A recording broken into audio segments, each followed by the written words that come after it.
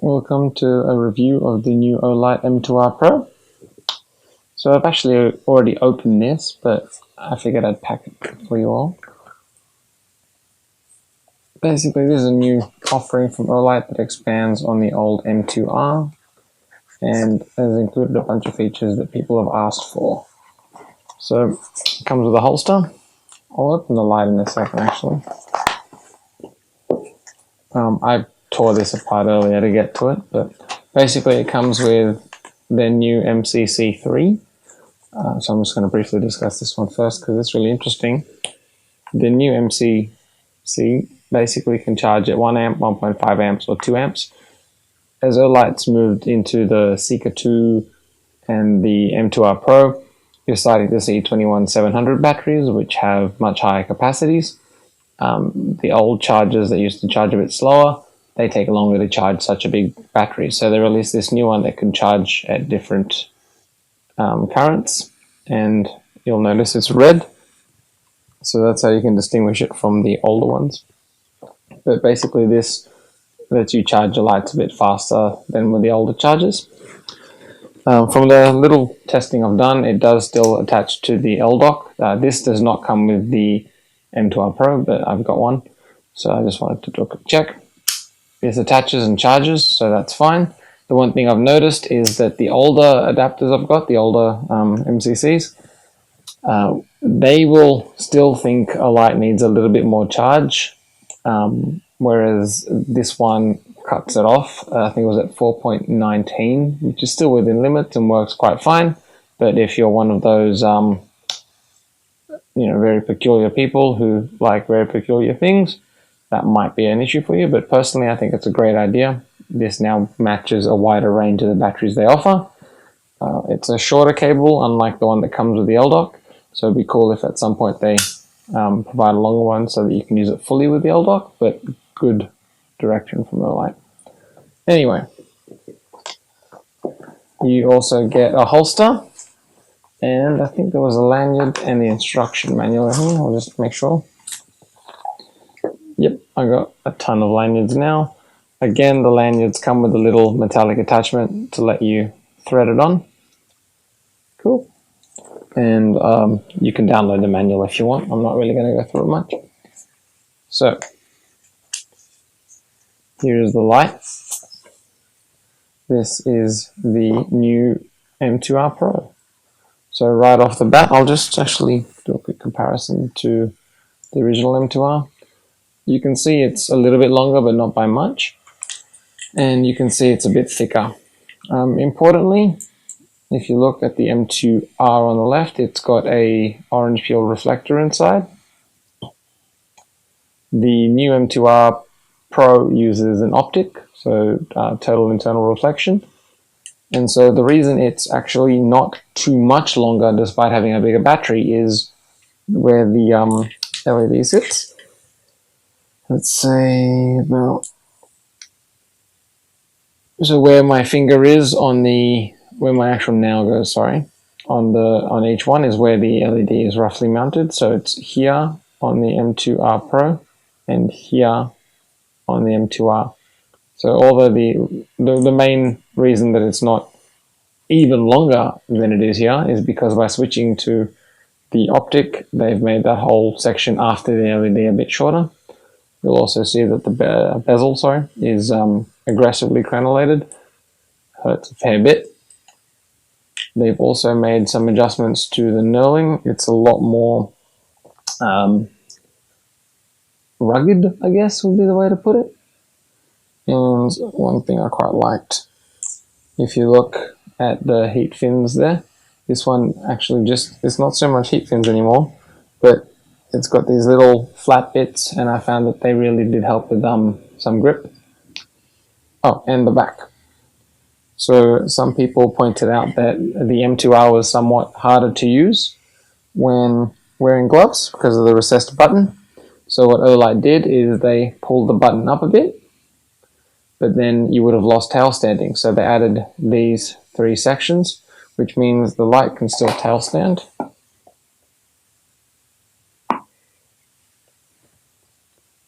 But it does so with a button you can access. So this is Nightcore has a similar thing with the actual lanyard attachment points, but I quite like Olight's execution of it. It really leaves that visible and doesn't really ruin the lines. It's also got a little tiny ball hole that matches up well with the MCC. So that's most of those changes. The big change, actually, for me, I'd say the biggest change is the battery. So Olight is now making 21700 lights. So this battery is bigger than the 18650s, and it's just got way more capacity.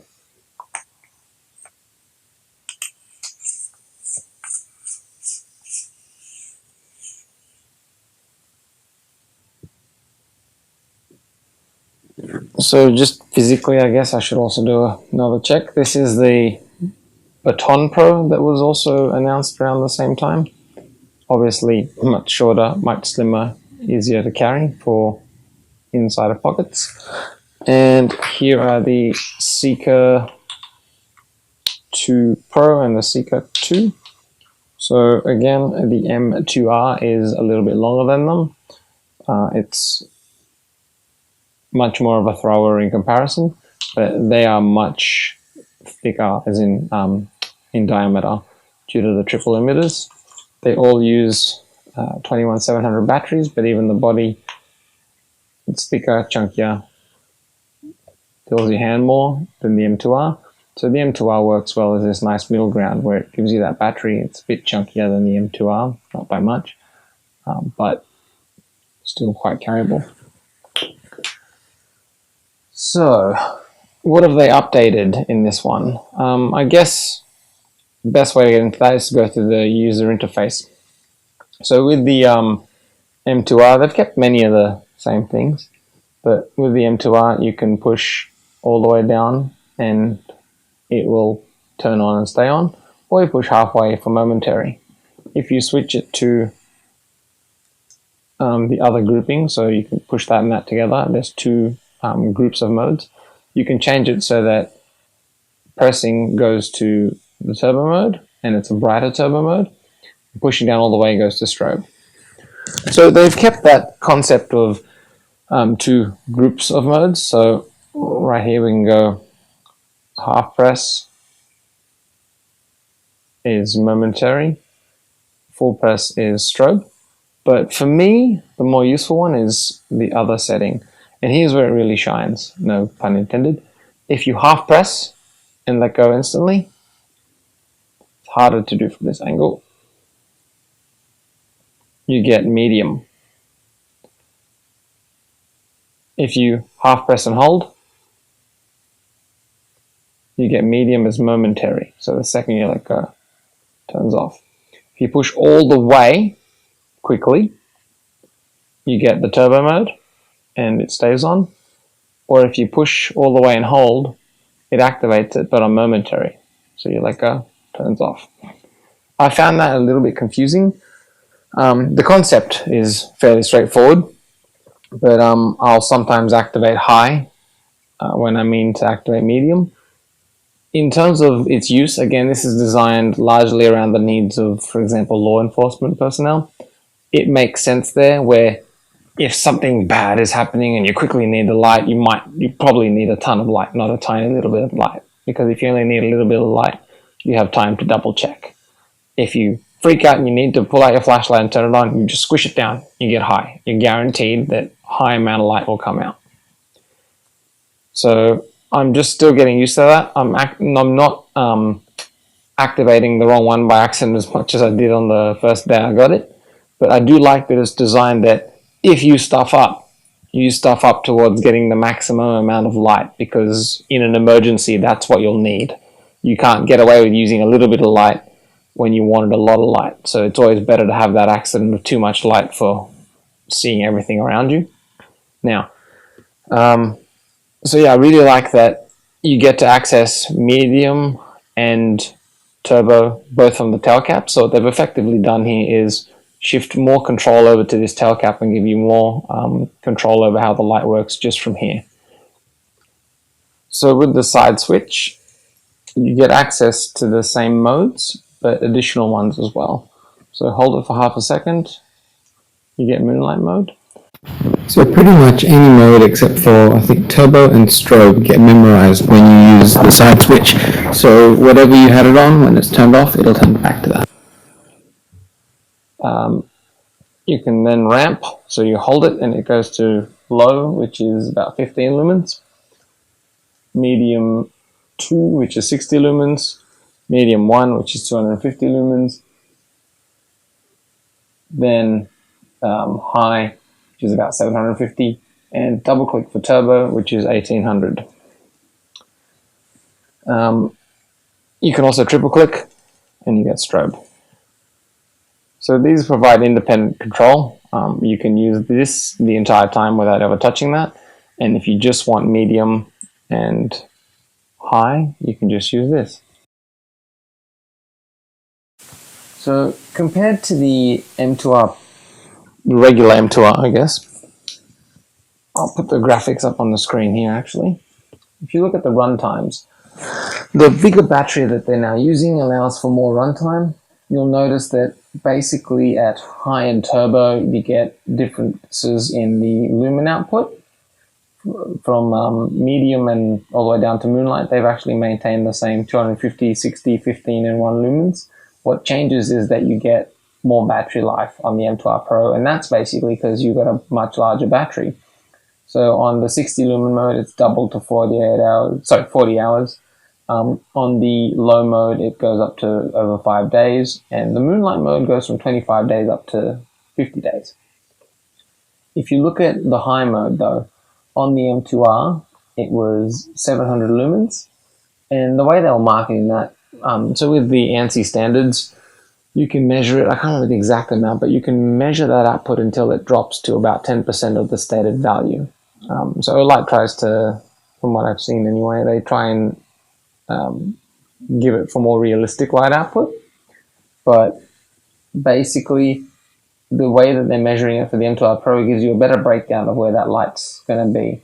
So you get that 750 lumen type of light for about 2 hours and 40 minutes. Then it drops to about 250 lumens for another 40 minutes before it dies. You'll see on turbo as well, it used to run at 1500 lumens for about 3 minutes, and then you'd get 700 lumens for an hour and 50 minutes. On the M2R Pro, it now gives you 4.5 minutes at 1800 lumens, drops that down to 750 lumens for another 2 hours and 24 minutes roughly, so 2.5 hours, and then you get 45 minutes at 250 lumens. So what it basically does is, from moonlight to the mediums, it's the same but with better runtime, and then on high it's a little bit brighter with much better runtime, and on turbo it's a bit brighter again, and it stays in those brighter modes for longer, and you get that better runtime again. So let's compare that again also to the Seeker 2 Pro, since they both use the same battery. You'll notice that they do very different things here. The Seeker 2 Pro, you get 2 minutes on 3200 lumens, and then 2.5 hours at 600 lumens. The M2R Pro, you get about 4.5 minutes at that brightest 1800, and then it drops to 750 lumens for 2 hours and 2.5 hours basically. So you get a little bit more brightness on the step down, and you get that for longer than you do with the Seeker 2 Pro. However, in this instance, Seeker 2 Pro is very, very floody, whereas the M2R Pro has a fairly defined hotspot, and so you'll end up getting that more functional brightness. When it comes to the magnet feature, so I got really excited by the old Baton Pro that came out about a week ago, because that tail stands horizontally as well. Sorry, the magnet attaches horizontally as well. The M2R holds quite well vertically, so the M2R Pro, sorry, doesn't really hold well horizontally. That's to be expected. These are getting to be pretty big lights, and the original M2R also held on vertically, but not horizontally. I will say the magnet does feel a bit stronger on the new M2R Pro. So even there, it holds on a bit better compared to the M2R. So that's pretty cool. The clip is bi-directional. So, ow! You can yank that off. My fingers got caught in it. And you can flip it. The downside here is if you're putting it in a pocket, I suspect these will gradually tear through pants. So one thing I'd really like is if Olight sells a replacement bezel that you can take this off and put on something closer to the M2R. But again, this was designed based on some of that feedback. So there's a reason why they did it. And that's one thing I do like. Even when I tend to disagree with something that Olight's implemented, it usually comes from a solid reason, which is usually then related to the purpose of the light and, in many cases, actual feedback from people using it. Yeah, so you know, the manual warns not to try and operate it underwater because you know, if it's conductive, it might mess with the operations. I shoved this into some water. I was playing around with it. It worked fine, so I guess that might just be a warning. Also, it says not to run it on turbo, and like so once you run it on turbo and it steps down, it suggests that you shouldn't try to put it back up onto turbo. It does really get hot. This is one of the hottest lights I've ever used when it's run on turbo for a while. I found that after I ran it on turbo, I let it cool down for, I can't remember how long it was. There's a video I posted where I do this, you can check. But it was like maybe a minute, and then I put it back on turbo and it held turbo for a little while again. So it can go back onto turbo after the initial run, but I suspect it'll need a higher voltage to do it. So at some point after you've used it for a bit, it probably won't be able to get back into turbo. I'm basing that on what I've seen on some of the other lights that Olight offers, where it needs to have a higher voltage. Even the M2R, the original one, it needed a relatively freshly charged cell to be able to put out that highest turbo it offered. The benefit here is when I ran this one for, I think it was 10 minutes on turbo, the voltage had dropped to about 4.1 volts. That's also pretty impressive considering the original M2R, it could only put 1500 lumens out on momentary, whereas the M2R Pro can actually sustain that 1800 lumens for a lot longer. A couple of other things. So the step downs I mentioned, you can see them on this graph, which I think is pretty cool. Olight's pretty good at now trying to show where the brightness it's saying comes from. And you also see that they've got distances calculated for how far it'll throw on each mode. So again, you'll usually see when somebody is advertising a light and it says 300 meter throw, that is on the highest setting, even if that setting only lasts for 30 seconds. Here it tells you how far it'll throw on each setting, which again, it's great.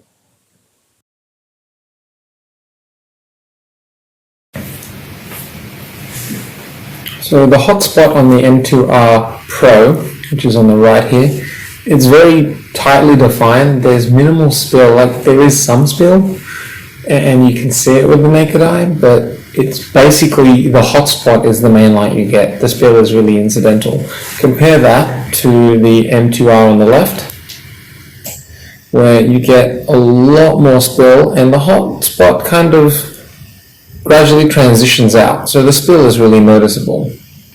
So let's switch back again. And for comparison, here they both are.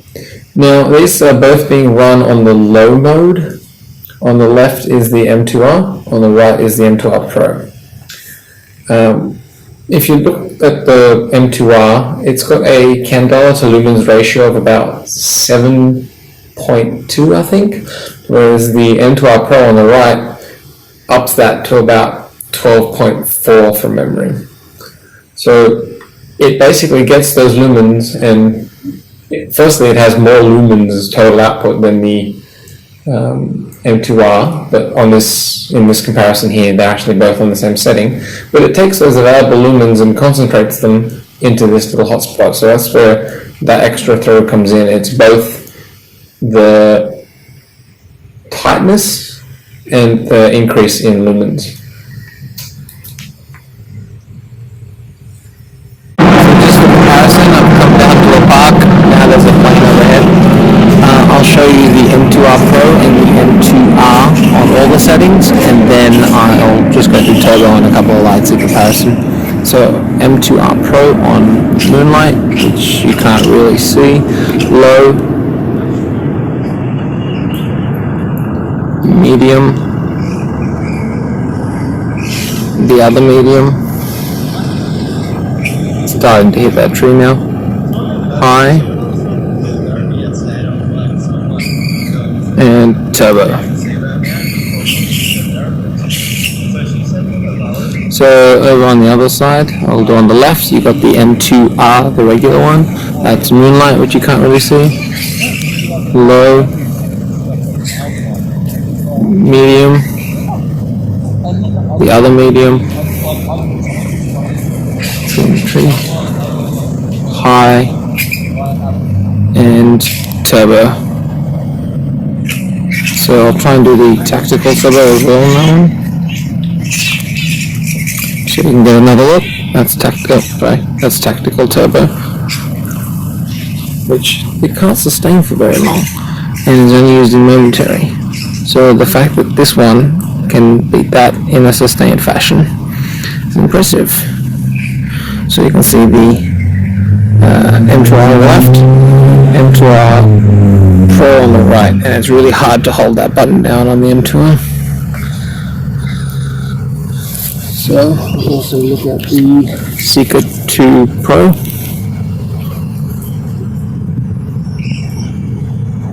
Which basically hits everything with light. Seeker 2.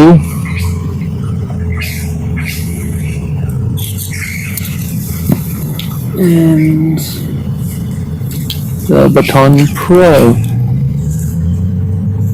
But again, here is turbo on the M2R Pro. That tree is just covered. The poor guy. Sorry, buddy. But yeah. I should also point out it's bushfire season, so we've had a lot of stuff in the air today. Thanks. So off. Moonlight. Low. Medium. Other medium. High. Turbo. Off.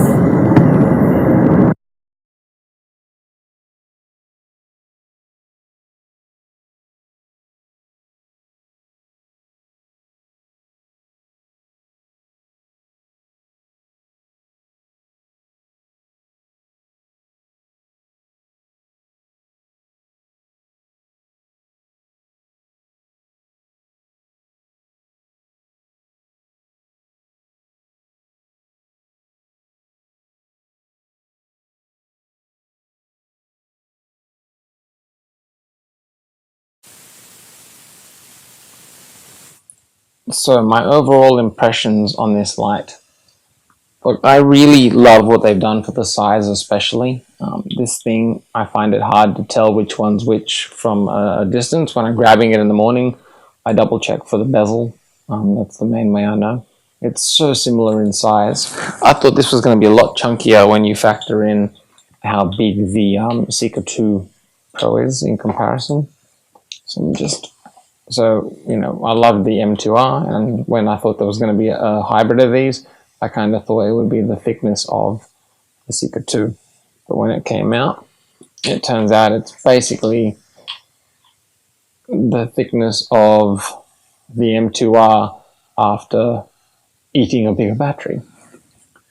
I love that it's not much longer. I love that the output on high is sustained a bit longer. I like why they went for the bezel. Personally, if it was offered, I would get one that was less aggressive, just because I don't really need the aggressive bezel for anything I use Olight for most of the time. I absolutely love that they didn't bother trying to offer multiple tints on this one. They basically offer them all in neutral white. I think that's the correct kind of tint, and what happens is you end up with people trying to get cool white sometimes because they think it's brighter. Here, Olight's really just gone, no, we're going to make this one awesome light and it's going to function well. So they put in the better emitter.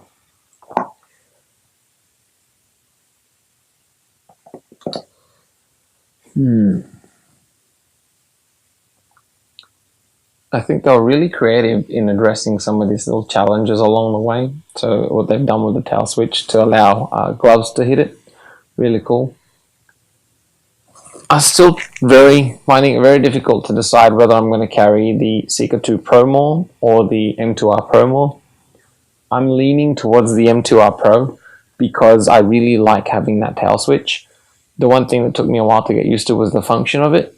And I'm also finding, because it's got much less spill than the M2R original, I now use medium when walking. So I was a little bit apprehensive at first because I usually used to use low on the M2R when I was going walking and I wanted to see around me. And the fact that this is much tighter as a hotspot meant that I couldn't use low anymore. So, but then I realized that medium actually works really, really well for walking, and it's accessible from the tail switch. So I quite like that.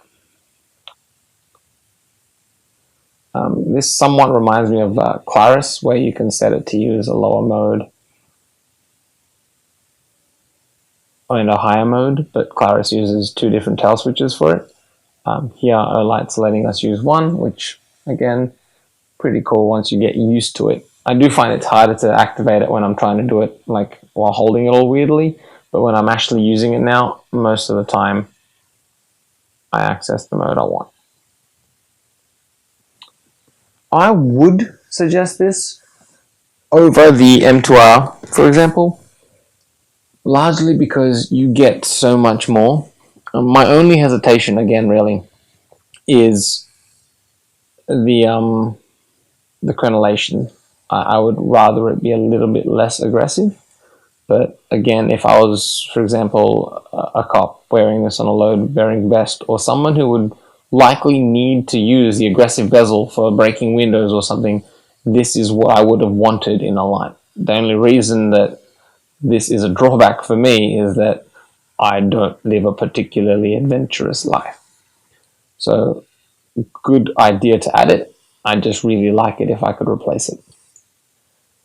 Compared to the M2R Pro, the M2R, it's basically an improvement along every line. I'm really amazed that they've managed to fit a bigger battery in the similar size. I think the hotspot works for that little bit of extra throw. When the Seeker 2 Pro came out, I had trouble using my M2R again just because it was so floody that it didn't feel as bright anymore because the Seeker 2 puts out so much light. But because this thing, it ups the brightness a little bit, but mostly just focuses it a little bit more, this feels bright when I use it still.